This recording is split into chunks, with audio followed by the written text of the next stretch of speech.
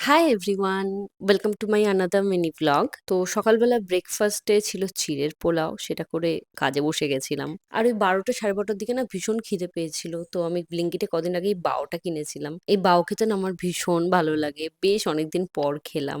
আগে থাকতে তো সকালবেলা একদমই ব্রেকফাস্ট মেনটেন করতাম না, তো সকালবেলা একটা বাও খেয়েই কাটিয়ে দিতাম। তো এখন বুঝি ব্রেকফাস্ট করাটা আর হেলদি খাওয়াটা কতটা ম্যাটার করে।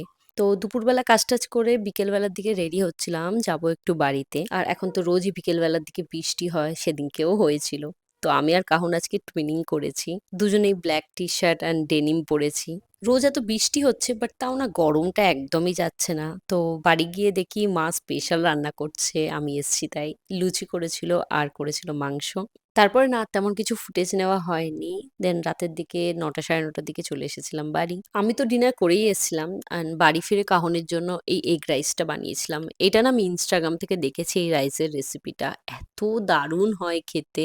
বানাতে না একদমই সময় লাগে না। হয়তো মেক্সিমাম ৫ মিনিট লাগবে। ছোট বড় সবাই মোটামুটি এটা খেতেই পারবে। দেন ব্লিঙ্কিট থেকে কিছু অর্ডার করেছিলাম। আর আমাদের ব্লিঙ্কিট এলেই তো সেটা কাহুন রিসিভ করবে। আর অর্ডার করেছিলাম একটা হোকোর এই আইসক্রিমটা। এই আইসক্রিমটা তো ভীষণ ফেমাস, ভাইরাল। আমি বাদে মনে হয় সবাই খেয়ে নিয়েছে। তো দ্যাটস ইট, এইভাবে কাটিয়েছিলাম দিনটা। বাই।